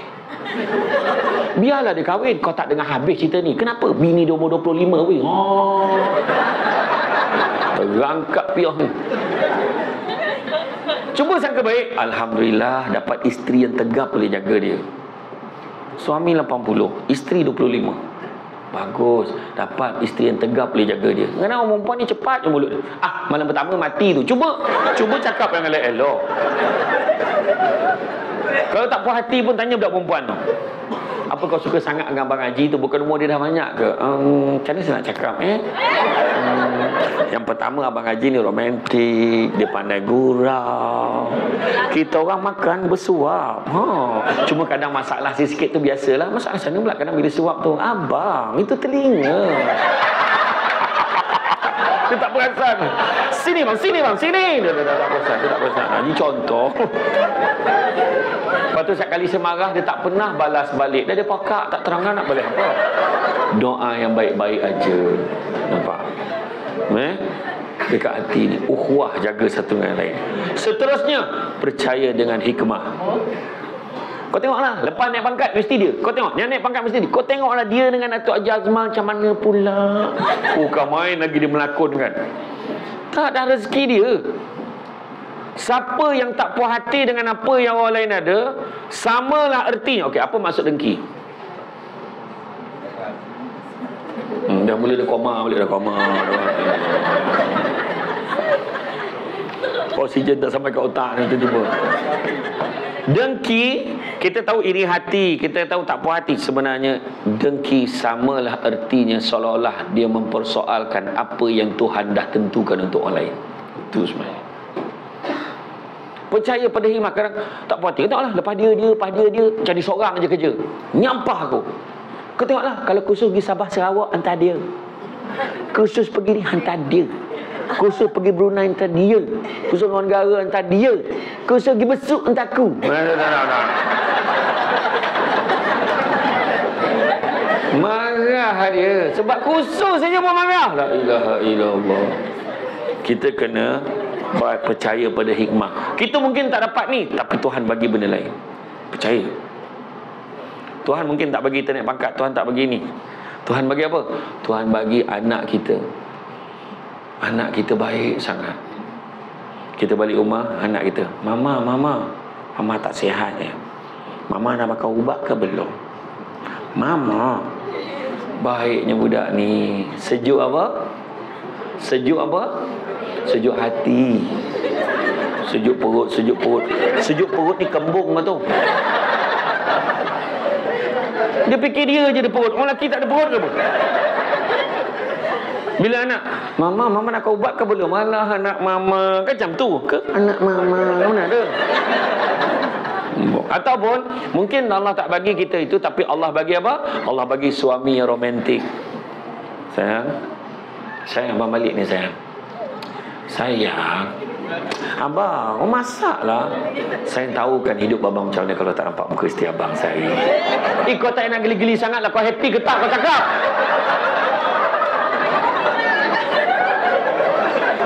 Itulah dia orang perempuan. Siapa yang belum kahwin? Siapa belum kahwin? Jawab. Siapa belum kahwin? Siapa yang belum kahwin? Okey, yang belum kahwin saya nak tanya. Kalau nak cari suami macam mana? Cakap. Cakap. Suami yang macam mana? Tak, sifat lelaki yang macam mana nak? Cuba cakap.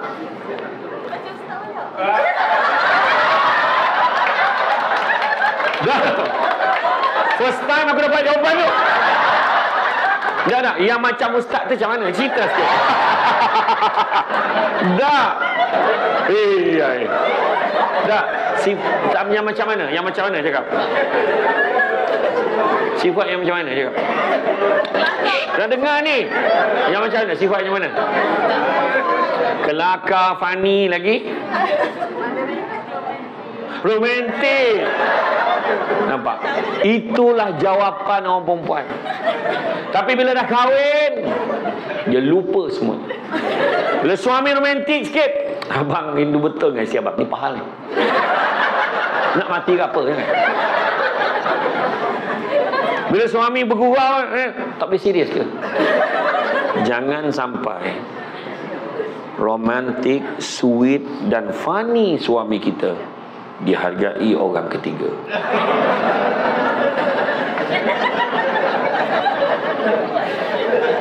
Nanti orang perempuan lain cakap dekat pejabat, mesti wife you happy kan? Kalau I lah, I nak suami macam you. Lepas tu langsung suami kita jadi macam Jalaluddin Hasan. Well, You tidak dikatakan mengganggu rumah tangga. Hai. So biji weh. Appreciate. Jadi ada hikmah. Tuhan tak bagi ni, Tuhan bagi benda lain. Tuhan bagi isteri pandai masak, lempar-lempar jadi. Lempar sayur jadi daging je buat tu. Kan? Dah adalah rezekinya. Tu sebab tanam tebu di tepi rumah, cabut ubi sampai ke akar. Kalau hidup percaya pada hikmah, selaut garam terasa tawar. Kemudian apa? Seterusnya yang kena ada adalah kebertanggungjawaban. Tanggungjawab, integriti ni kena tanggungjawab. Kenapa tak siap kerja ni Mira? Mana Mira? Amira, mana Amira? Itu Amira. Amira, kenapa tak siap kerja ni? Minta maaf Tuhan. Sebenarnya ada orang yang dia letak di atas meja saya. Saya tak tahu kenapa. Dia tak pernah cakap apa pun kat saya. Tanya pula Tuhan, kenapa kamu letak atas meja? Saya pun diarahkan letak atas meja dia. Saya tak tahu. Yang mengarahkan saya tu. Siapa yang suruh ni? Ni Kamil. Mana Kamil? Kamil. Saya pun diperintahkan untuk letak kat dia, suruh dia bagi kat orang tu. Semua salahkan orang. Macam cerita bangau oh bangau. Kenapa bangau kurus? Ikan tak timbul. Kenapa ikan tak timbul? Rumput panjang sangat. Kenapa rumput panjang? Okey, kenapa kebau? Kebau tak makan. Kenapa kebau tak makan? Perut sakit. Kenapa perut sakit? Nasi mentah kenapa? Kayu api basah kenapa? Hujan turun kenapa? Katak panggil kenapa? Nampak? Satu pencapaian bila staf-staf ni hafal lagi lagu tu. Aku saja test dengan beria-ria kamu jawabnya. Gini lah, lepasnya apa. Bersungguh-sungguh kamu jawab. Sejak bila hujan turun sebab katak panggil. Agaknya musim terpujuh kat Terengganu dengan Kelantan tu berapa ekor katak panggil. Kan? Tapi kita tak, lagu semua mengajar kita jangan menyalahkan orang lain. Tapi dalam banyak-banyak binatang kat situ, ada satu binatang yang paling gentleman, namanya ular. Bila tanya pada ular, kenapa mu nak makan katak? Ular mengulang 3 kali jawapannya sambil merenung tepat pada mata yang bertanya. Dan penuh yakin, memang makanan aku. Memang makanan aku. Memang makanan aku. Jawapan hujungnya, audionya dah dipadam oleh Jabatan Arkib Negara. So what? Orang tak tanya dah bila kita mengaku, kenapa tak siap kerja ni? Minta maaf tuan, memang salah saya, sepatutnya saya kena siapkan semalam. Okey tuan. So sekarang tuan nak sebab apa? Settle. Itu saja. Anak kita, kenapa tak siap kerja ni? Dia ambil buku saya, cikgu. Kenapa kamu ambil buku dia? Dan dia bagi. Kenapa kamu bagi? Dia minta. Tak selesai. Nampak tak? Tukar. Seterusnya, respon positif dalam kerja kita. Nampak notis dekat notis board tu keluar, mulai beberapa bulan semua staf tidak dibenarkan pergi begini, semua staf naklah macam ni, hendaklah buat macam ni. Pihak pengurusan ada tak puas hati dengan notis. Sudahlah, berjalanlah, mati lagi baik, nyusahkan orang aja. Ada orang yang marah notis tu. Yang seorang tu lagi best, mu yang muda-muda ni buatlah, akak dah nak pencen. Yang seorang tu pula, pernah dengar tak ayat tu? Kita pun baca balik, kepada yang nak bersara sila abaikan notis ni. Tak ada pula. Ada. Itu sebabnya buat dengan positif. Mesti respon positif. Mulai kita kena buat. Pihak pengurusan dah bincang banyak kali. So kita buat, kena nak tengok result dia macam mana. Dan begitu juga kita perlu ikhlas. Ingat tak saya sebut tentang ikhlas tadi? Ikhlas ni macam mana? Ikhlas ni buat sesuatu perkara tidak mengharapkan balasan. Wa imma, perkataan terima kasih pun tidak diharapkan. Tapi kita kat Malaysia ni lain sikit. Aku tolong dia ikhlas, dia terima kasih pun tidak. Maknanya tu tak ikhlas. Dan ikhlas yang paling mendalam sekali, buat satu perkara tidak mengharapkan pengiktirafan manusia. Yang diharapkan hanya daripada Tuhan semata-mata. Kemudian apa yang kena ada lagi? Yang kena ada, kita kena cepat. Jangan lambat. Lambat kita akan ketinggalan. Dengan sejajar dengan perubahan teknologi. So kena teknologi. Tiba-tiba PKP, work from home. Dulu berapa ramai orang, kan best kerja pada rumah je, tak datang kerja. Sekali dapat duduk kat rumah baru tahu elok lagi lah pergi pejabat. Betul. Baru kita faham kan, kerja kat pejabat lebih baik daripada kita kerja dekat rumah. Saya pertama kali tiba-tiba kena ceramah secara online. Tak boleh. Susah ceramah. Menguap seorang-seorang. Terpaksa buat. Dulu mula-mula dah lah tak tahu. Kita tak biasa lagi. Dulu ada orang pasang. Ni kita pasang sendiri. Kita pasang, kita tekan, kita pun lari. Bismillahirrahmanirrahim. Assalamualaikum warahmatullahi wabarakatuh. Apa khabar semua? Live 2 jam untuk Kementerian Pelajaran Malaysia. Lepas 2 jam baru tahu kamera tak on. Orang kat Pelajaran tu tak start ni. Rupanya dah tekan tu kena tekan confirm pula rupanya. Macam-macam tu. Baru tahu. Lepas tu belum cerita lagi. Bila kita tengah ceramah, tiba ada pelakon pembantu datang. Yang anak kecil dah. Ulung muka. Tu belum cerita lagi. Masa tu kan kita service provider bukan semua strong. Kan? Maka hendaklah. Dah keras. Paha keras tu. Kata. Macam-macam. Dulu kan, masa tu dah mulalah cari kejap-kejap kat ujung pasu bunga tu, sini clear, kejap-kejap kat sini. Aduh, macam-macam rintangannya. Kita kena cepat, lambat kita akan ketinggalan. Zaman berubah kan. Dulu kita pakai handphone kan, handphone yang jenama yang dulu aku macam mana aku takkan tukar telefon ni, paling bagus sekali. Ingat tak telefon dulu? Kita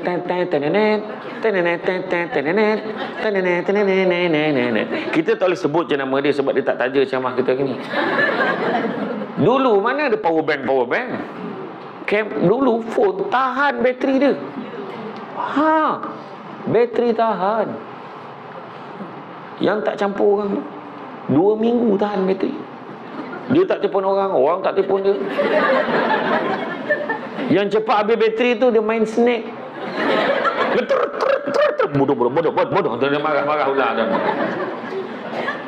Zaman kan, ingat tak yang ketika zaman mendiang Tan Sri S. Samivelu jadi Menteri Telekomunikasi dan Pos dulu, kita akan mempertingkatkan perkhidmatan pos. Hari ni pos semalam sampai. Nak berhenti postman tu macam mana buat pergi sebut semalam sampai. Hari ni pos semalam sampai. Macam mana?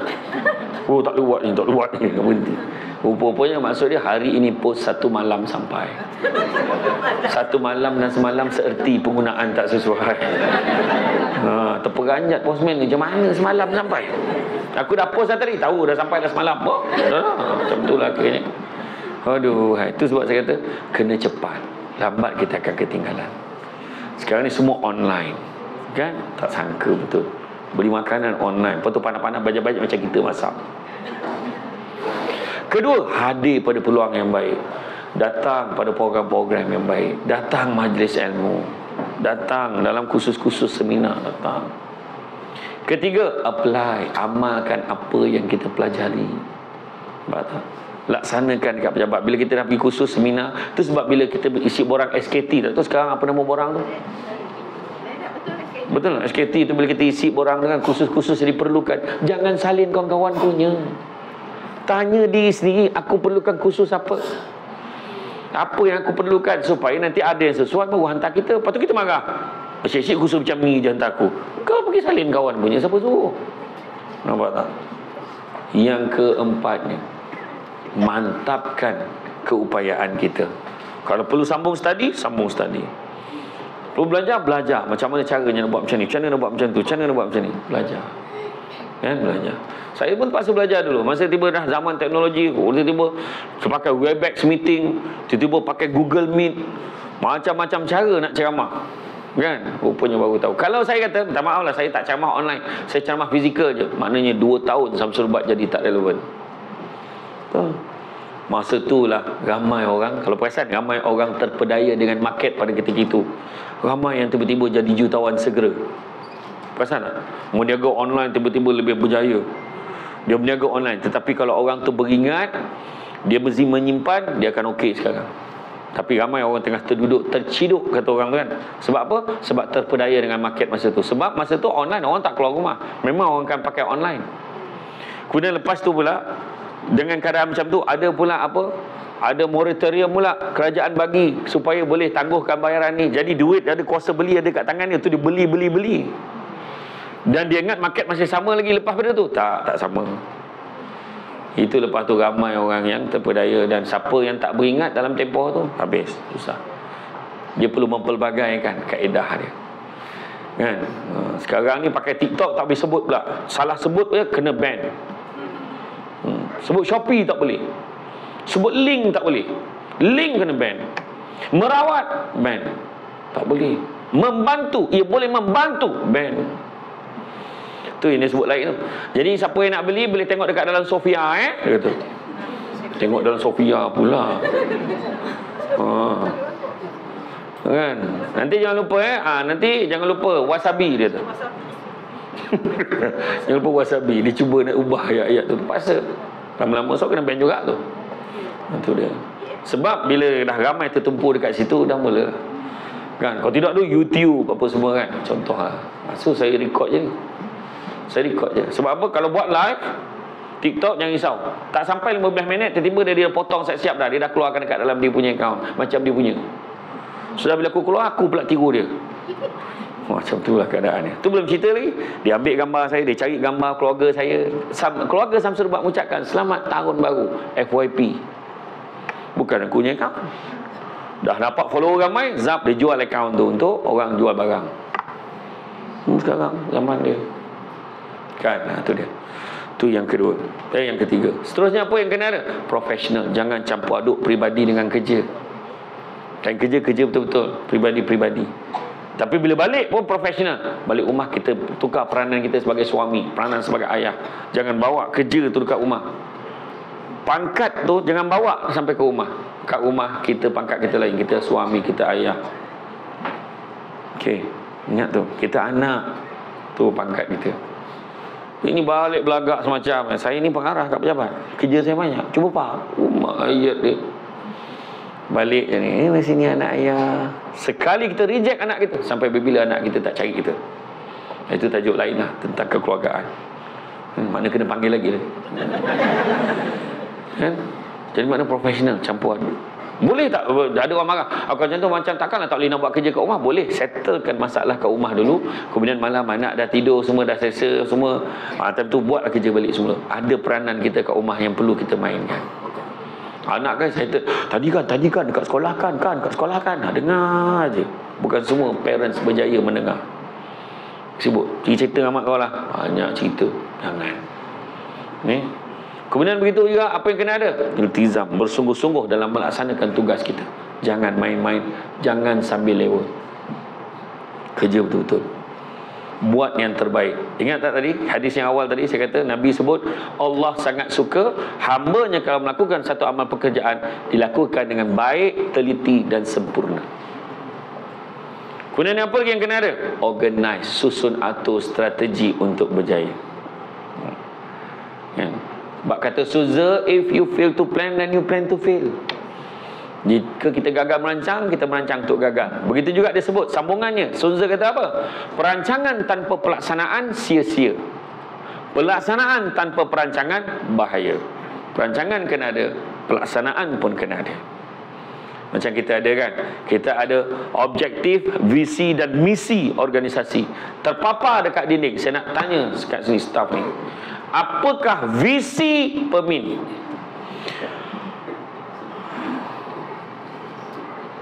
Ngapalah kau nak tanya? Tak, itulah maksud dia.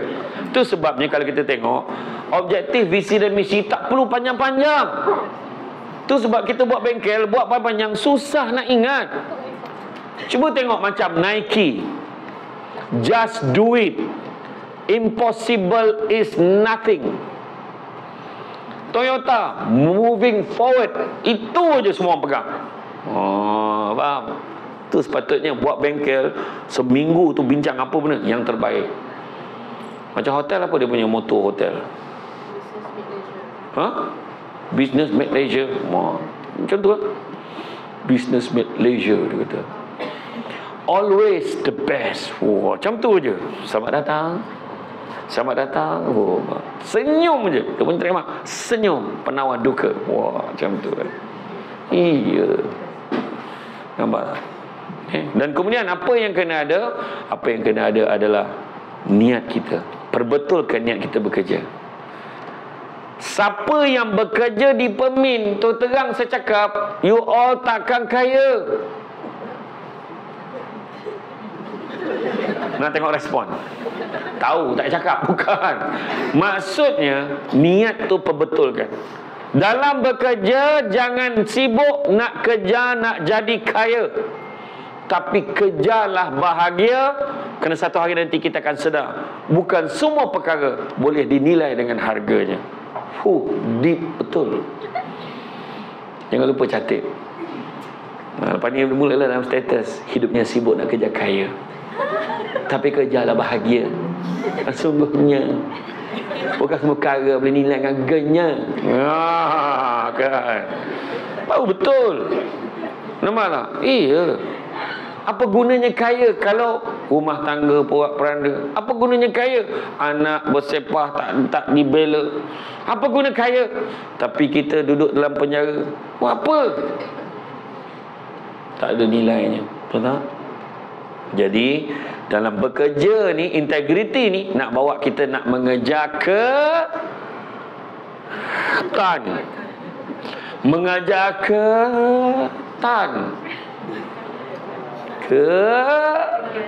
Berkatan. Bagus, orang lelaki cepat jawab. Orang perempuan berkatan. Dia jawab tapi dia tak confident.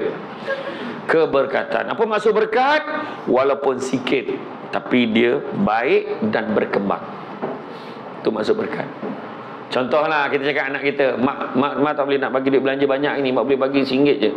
Tak apalah mak, duit RM1 ni Halung simpan dalam tabung. Takkan tak makan? Tak apalah, Halung puasa ni. Allah, puasa dia. Maknya pun tak puasa-puasa lagi.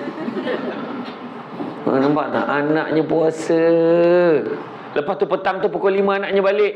Mak, ni result peksa dah ada. Ya Allah Akbar. Ya Allah, dapat semua A. Anak mak dapat nombor 3 dalam kelas 50 orang. Ya Allah. Berkat, nampak? Dengan RM1 tadi, dia simpan, dia puasa, result bagus. Ya Allah, baru betul. Berkat. 7 tanda keberkatan rezeki. Yang pertama, sikit rasa cukup, banyak boleh kongsi. Orang yang tak berkat rezekinya, sikitnya tak cukup, banyaknya tak puas, ibarat minum selautan air, tapi dahaganya tak pernah hilang. Ada orang macam tu. Saya pernah tengok orang tu garuk kepala, pening kepala. Kenapa? Duit dalam bank tinggal 10 juta. Kau tak rasa nak bunuh korang? Saya cakap.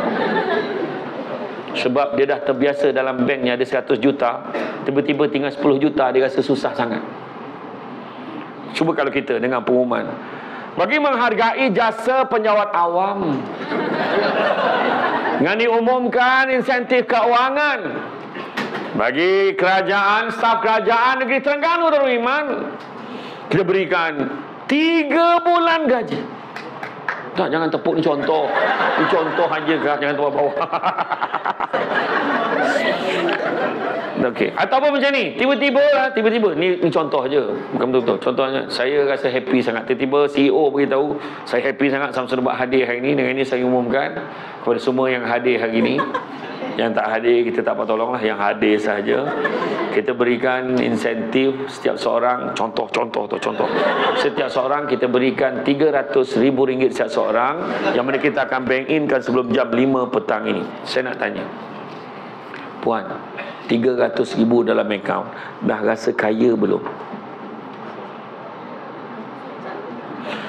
Takut. Puan kaya tak? Kau sedih ke suka ni kau cakap dengan aku? Dah 300,000 rasa kaya ke belum? Puan apa? Kaya dah. Okey, sebelah puan nak kaya belum? Alhamdulillah. Kaya sekejap maknanya tak kaya lagi lah. Tak, dia kata kaya sekejap je. Kan? Puan sebelah tu mak rasa macam belum, nampak? Cuba tanya lelaki, rasa dah kaya ke belum 300,000? Puan, belum lagi sebelah tu. Belum. Brother. Tuan Haji, yang baju purple ni, Dah kaya ke belum masanya? Belum lagi. Tengok. Ada yang cakap kaya, ada yang cakap belum. Sebab kekayaan itu sendiri subjektif. Ada orang dapat 300,000 je, esok dah jumpa bos. Minta maaf bos, saya rasa saya nak berhentilah. Rasanya cukuplah saya menghabiskan usia saya di Pemin ni. Dah tiba masanya saya nak kejar cita-cita saya. Rasanya 300,000 tu besar sangat. Dia nak berniaga, dia nak buat apa, macam-macam dia nak buat. Ada orang macam tu. Tapi ada orang pada dia kecil sangat. Saya pernah pergi ceramah kat rumah orang kaya. Saya pernah sampai kat satu rumah ni, besar gila. Saya tak nak sebut lah. Memang kaya lah dia. Muda lagi. Datuk Seri. Saya tak nak sebut nama dia siapa. Saya cakap, saya kata, besar rumah dia. Saya kata, besar betul rumah ni, agaknya mesti mahal. Tak ada lah. Masa saya beli dulu murah lagi. Masa tu baru 4 juta. Aku salah tanya ke dia salah jawab cakap. Lepas tu saya pergi kat satu rumah lagi. Ada satu, saya pergi ceramah dekat ni. PKNS. Masa tu masa PKPB. Masa tu dah boleh mula ceramah sikit. Duduk jarak-jarak kan. Dia kata, Ustaz, kalau Ustaz dah beli rumah, ini time dia Ustaz, tengah murah ni. Berapa? Dalam 1.5, 1.6. Kau hilang akal ke bercakap dengan aku? 1.5 juta, 1.6 dia kata murah. Ya Allah, kalau kau tolak gaji lah 1.6 juta, berapa tinggal? Rumah tu bergema. Abang. Tak ada barang.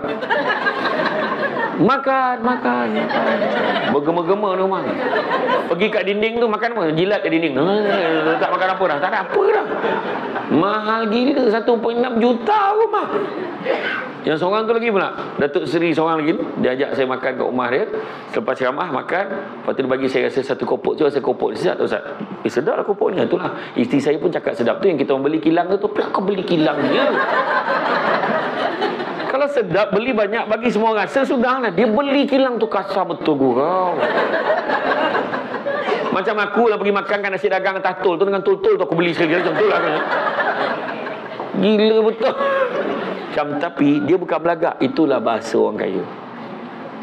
Itu sebabnya hanya orang susah saja yang mampu menghargai nikmat senang. Orang yang dah biasa senang, susah sikit rasa susah sangat. Tapi kita ni dah biasa susah, syukurlah. Sikit rasa cukup, banyak boleh kongsi, siap boleh sedekah dengan orang. Kedua, tanda keberkatan rezeki rumah tangga, rasa bahagia. Suami balik pegang tangan isteri tengah basuh pinggan. Sayang, dah cukup. Pergi masuk dalam. Tak apa, biar abang sambung. Pergi siap. Suami sambung basuh pinggan. Pakai baju korporat, logo Pemin. Saya nak tanya perempuan, happy tak dapat suami macam tu? Happy, walaupun tu last sekali dalam 365 hari tu dia rasa happy. Ataupun suami balik rumah, sayang, ni ambil ni voucher spa hari Sabtu ni, spa Muslimah. Pergi nanti hari Sabtu ni. Habis anak-anak abang jaga pergi. Nanti cuci rambut, massage, pedicure, manicure semua siap. Abang, susahkan abang aja. Tak susah mana pun, abang booking aja, kau bayarlah sendiri. Wang ajam yang jantan. Ada abang bayar. Abang. Ataupun suami balik, sayang, bancuh air kopi. Dah lama kita tak minum sama. Hari ni abang bawa balik kuih ni, lambang kasih sayang kita. Kuih lambang kasih sayang. Dia betul abang ni. Iya. Abang buat kuih apa? Kuih kapel. Mana ada kuih kapel? Cuba tengok dalam tu. Kuih cakui. Cakui kan dua macam tu kan. Dah happy dah. Siap-siap bersilang makan macam tu. Itu sebab komunikasi suami isteri jangan pakai postman. Jangan. Alung cakap dengan ayahmu, ni nasi goreng siap dah. Ayah tengah masuk motor. Ya, mak kata nasi goreng siap dah. Cakap dengan mak mentah lagi. Ma, ni ayah yang cakap tau, bukan Alung. Dia cakap mentah lagi. Cakap dengan ayahmu now, sekarang. Ni bukan Alung cakap tau. Ni ma cakap sekarang, now. Cakap dengan ma, mu tak tahu bahasa ke apa? Ni ayah cakap bukan Alung tau. Tak tahu bahasa ke apa? Kau cakap dengan ayahmu jangan kau hajar boleh tak? Jangan kau hajar katanya. Apa salahnya suami tengah basuh motor, isteri datang, usap ni bang. Abang. Iya. Bila air tu terpercik kena dekat isteri, keluar video klip Hindi. Langsung suami tu, kowilat ki hen, jabo hasti hen. Bini dia nyaut, baris hoti hen, canak-canak cum-cum. Jiran ki kanan tu, cak dum dum cak dum dum cak. Kau tak cuba mana kau tahu? Jangan tengok filem ni tu satu kampung pun terbabit tu. Kau tak cuba, cuba dulu. Rumah tangga bahagia. Ketiga, tanda keberkatan rezeki, anak-anak berjaya dalam bidang masing-masing. Anak dapat nombor 1 dalam kelas, anak dapat subjek terbaik, kan? Anak dapat apa? Anak dapat saksiah terbaik. Anak dapat subjek bahasa Inggeris yang tertinggi dalam seluruh sekolah. Wah, gila betul. Nak celebrate rasanya, kan? Kadang orang perempuan boleh menitis air mata hanya sebab tengok anak konvo je. Bang, anak kita dah konvo dah, bang. Bang. Suami kata, mau sabar sikit, ini konvo tadika. Bukan konvo universiti. Oh Allah. Malu sungguh aku. Tak, memang perempuan kan macam tu. Dia tak kedekut perasaan. Macam tu lah. Yang keempat, suasana tempat kerja, suasana masyarakat, suasana kejiranan. Kita senang dengan orang, orang senang dengan kita. Itu sebenarnya. Nampak Kemudian seterusnya, yang kelima, kita mudah nak buat benda-benda baik. Kita nak mencari senarai sukarelawan untuk bantu mangsa banjir dekat sini. Siapa nak join, jom. Terus bagi nama. Cepat pergi solat, cepat sedekah, cepat bantu orang. Mudah buat benda baik. Keenam, rumahnya seringkali diziarahi tetamu. Ada je tetamu datang. Itu tak termasuk yang tin Shopee. Tu tak kira. Tu kau yang order, faham? Abang berkat datanglah. Tak. Bukan. Itu barangmu siapa? Bukan. Dan yang ketujuh, apabila doa kita mudah dimakbulkan. Itu juga adalah tanda keberkatan rezeki. Kesimpulannya, ada beberapa kesimpulan saya petik daripada hadis Nabi. Pertama, Nabi sebut anak-anak Adam kalau diberikan 2 lembah emas, pasti dia akan minta lembah yang ketiga. Tak pernah cukup. Itu sebab saya kata jangan kejar kaya sampai bila pun tak selesai. Kedua, Nabi pesan cari rezeki yang halal. Yang halal itu cukup buat kamu. Kerja elok-elok, dapat rezeki yang halal, baik, berkat. Nampak? Tengok bang, kawan-kawan saya bercuti sampai luar negara, pergi UK. Kita syek-syek U-Burn, Ulu Bendul. Tak ada tempat lain ke? Biarlah kita pergi ke Ulu Bendul, biarlah kita pergi ke Latakijang aja. Tapi yang penting kebersamaan kita, sayang. Nanti macam tu. Nampak tak?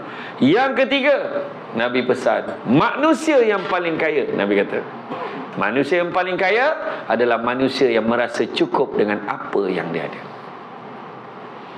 Kemudian Nabi juga sebut tangan yang di atas lebih baik daripada tangan yang di bawah. Apa maksudnya? Memberi lebih baik pada menerima. Itu sebab suami isteri, tempat kerja, apa juga dalam hidup, jangan sibuk petikai. Aku tak dapat ni, aku tak dapat ni. Sebab kita nak jadi penerima. Jadilah orang yang memberi. Jangan risau tentang apa kita terima, serahkan pada Tuhan. Itu sebab mak kita kebanyakannya bahagia hidup sampai ke tua. Sebab daripada muda dia sibuk memberi dan memberi pada anak-anak dia. Akhirnya bila kita tua ni, tengok mak kita dah tua ni, kita bagi, mak bagi ni lah, bagi tu. Dah lah mak kita kata. Nampak tak? Macam tu juga suami isteri. Aku nikah dengan dia, apa benda pun tak dapat. Jangan. Bersyukur dengan apa yang ada. Memberi. Pasti akan ada yang kita terima. Dan begitu juga Nabi pesan, banyaklah melihat yang di bawah daripada melihat yang di atas. Kerana melihat yang di bawah, kamu akan lebih bersyukur dengan apa yang kamu ada. Dan Nabi juga pesan, jangan kamu pandang kecilnya nikmat itu, tapi pandanglah siapa yang memberikan nikmat itu. Siapa bagi nikmat? Allah bagi.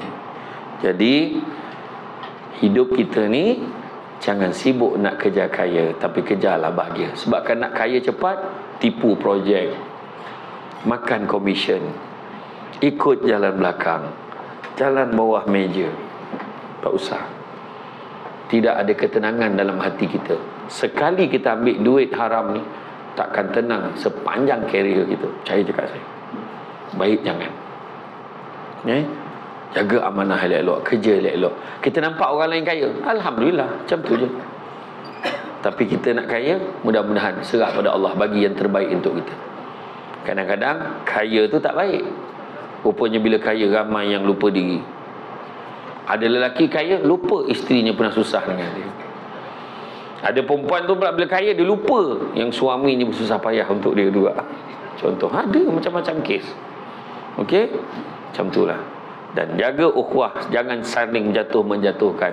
Kalau nak jalan laju, jalan seorang-seorang. Kalau nak berjalan jauh, berjalanlah bersama-sama. Deep tak? Nak jalan laju, jalan seorang-seorang. Nak jalan jauh, jalan sesama. Balik nanti pegang tangan husband. Abang, kalau abang nak jalan laju, berjalan seorang-seorang. Tapi kalau abang nak jalan jauh, kita jalan sesama. Macam tu. Dan hidup kita adalah antara B and D. Hidup kita antara B dan D. Birth and death. Hidup kita antara B dan D, birth and death, kelahiran dan kematian. Antara huruf B dan huruf D, ada satu huruf lagi kat tengah-tengah, iaitu huruf C. Kita ada choice hidup yang macam mana kita nak jalani. Hiduplah secara berintegriti, hiduplah secara beramanah, jujur, beretika. InsyaAllah kita akan bahagia di dunia dan di akhirat. Rasanya cukuplah sekadar itu. Sebab kalau kita mula awal, kita pun akan habis awal. Dan mudah-mudahan ada masa untuk sesi fotografi dan sebagainya. InsyaAllah gambar tegak RM50, gambar rebah RM100. Ada soalan. Mengadakan program untuk memupuk sifat integriti di kalangan ketangan boleh dikatakan selalu dianjurkan. Tapi bagaimana untuk kita memastikan sifat integriti tersebut betul-betul sebati dengan mereka? Lebih-lebih lagi bagi barisan pengurusan atasan. Simple aja. Macam saya kata tadi, kita ada choice hidup macam mana kita nak jalani. Kita tak kisahlah bawahan ke atasan, jangan cakap. Semua peringkat perlu mainkan peranan. Dia kata institusi kerjaya kita ada merupakan struktur mekanisme menjalinkan kerjasama antara fungsi dan antara ahli-ahli organisasi, semua kena mainkan peranan masing-masing. Itu sebabnya tentang khusus. Itu sebabnya khusus ni sampai seminar macam-macam boleh share. Tapi kalau kita tak buat, tak ada gunanya. Itu sebab saya kata tadi, kena apply, kena amalkan, kena kongsikan. Kadang-kadang ada orang dengar, tak apa, itu dia teori je tu, hakikatnya susah nak buat ke tempat kita. Bila kita bersikap macam tu, sampai bila-bila pun tak boleh buat. Contoh, kursus 3 hari 2 malam. Saya nak tanya, hari ketiga kursus habis pukul apa? Tengah hari. So, dengar tak perbualan di kalangan peserta kursus tu? Balik office ke tak? Balik office ke tak? Jadi kita sesama jangan balik office tau.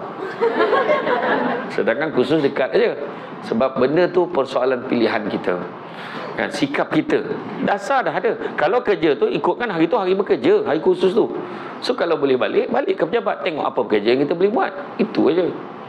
Nampak tak? Lain lah kalau memang khusus tu jauh. Khusus tu di Putrajaya, memang tak sempat lah nak balik office balik. Kalau tengah hari tu memang sampai kat rumah tu memang dah petang dah malam lah, mungkin macam tu. So tengok kesesuaian. Jadi maknanya nak diterapkan tu terserah pada diri kita. Begitu juga, apakah tips untuk tegur rakan sekerja yang tidak berintegriti? Sebagai contoh, datang lewat ke tempat kerja tanpa mengguris hatinya. Jangan cakap. Memang tak terguris hatinya. Kena cakap dengan dia, boy, datang lambat nampak. Sebab itulah kita tukarkan mesin punch card tu pakai thumbprint dan juga pakai kad. Tak ada lagi dah pakai punch card tu, yang sotong kurita tu. Pakai lagi ke? Tak. Kalau pakai tu memang bagus pakai sistem macam ni tu. Sebab dia istiqamah dan juga silaturahim. Tu yang ramai ni, ramai alhamdulillah roh dah sampai, jasad belum tiba. Ya, sebenarnya ramai yang tak faham, sebenarnya punch card tak perlu tipu. Lambat-lambat lah. Biar merah-merah lah. Sebab apa? Pernah berlaku dalam pejabat saya dulu, ada seorang pegawai penguasa. Penguasa dituduh menerima rasuah jam 8.05 pagi di pejabat. Menerima 8.05 pagi di pejabat. Lepas tu bila kita cek, kita pun cek, oh dia datang hari tu, memang dia masuk on time, balik masuk ke 8, balik ke 5. So kita pun tanya dia kata tak. Lepas tu dia cek balik, tengok dia punya diary. Dia memang staff penguasa ada diary siasatan dia. Dekat diary tu dia kata memang daripada rumah dia ada masalah kereta. Lepas kereta rosak, dia terus pergi dekat site. Kawan ambil, terus pergi dekat site, pergi siasat aduan dekat tapak dekat nilai 3. Dia cekkan nilai 3, so dekat sana ada pukul 9 suku. Maknanya hari tu disahkan oleh rakan sekumpulan dia, grup siasatan dia tu, disahkan dia tak masuk pejabat pagi tu. So maksud akhirnya dia dibuang kes tu, dibuanglah kes tu, ditolak. Maknanya tohmahan saja. SPRM pun setuju benda tu tohmahan, berjadi buktikan, tetapi dia dikenakan tindakan tata tertib sebab tipu pancat. Tu sebab saya kata benda tu sebenarnya untuk kepentingan dah lewat-lewat lah, itu aja. Yang paling tak munasabah, masuk 85 minit, kenapa tayar bocor? Kan menipu tu. 85 minit tayar bocor, kedai tak buka lagi, betul. Sepatutnya masuk pukul 10 lebih sebab kedai buka pukul 10. Kan mungkin macam tu, ataupun mungkin dia tinggalkan tu, ditahan kata. Kan mungkin macam tu. So adalah penjelasan untuk itu. So tak perlu tipu, orang cakap lambat-lambatlah. Okey. Tu belum cerita lagi. Dia balik pukul 5, dia masuk pagi, pergi kat Pancap pukul 4 pagi untuk Pancap balik. Lepas tu dia tunggu lagi setengah jam, Pancap masuk pula. La ilaha illallah kan. Jangan ada orang macam tu. Tapi benda tu tak berlaku di Pemin. Okey. Tapi simple je. Kalau tak nak menggurus hati, cakap dengan Cik Imah, "Weh, aku ni kawan kau, aku sayangkan kau." Apa dia? Kenapa ni? Aku teringat Imam Al-Ghazali kata, salah satu cara kita nak mensyukuri nikmat ada 4. Pertama dengan lidah kita, alhamdulillah. Kedua dengan hati kita, kita tahu nikmat yang Allah bagi. Keempat, tindak tanduk kita, perangai kita, kena jaga disiplin kita. Dan yang keempat, memelihara nikmat supaya tidak rosak. Aku sayangkan kau sebagai sahabat, minta tolong. Tolonglah jangan sampai kau kena buang kerja. Pelihara nikmat supaya tidak rosak. Jangan sampai buat satu perkara boleh menyebabkan kita kena buang kerja.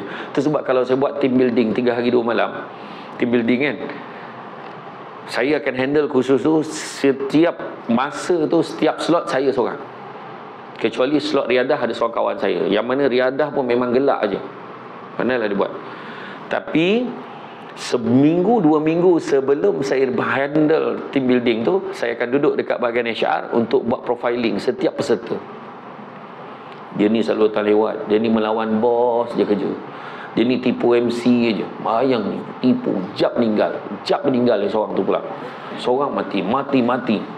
Bapak mati, mak mati, pak saudara mati. Bila susun salah silah keluarga tu memang tragis dah, sebab dia satu-satunya waris setinggal dalam keluarga tu dah.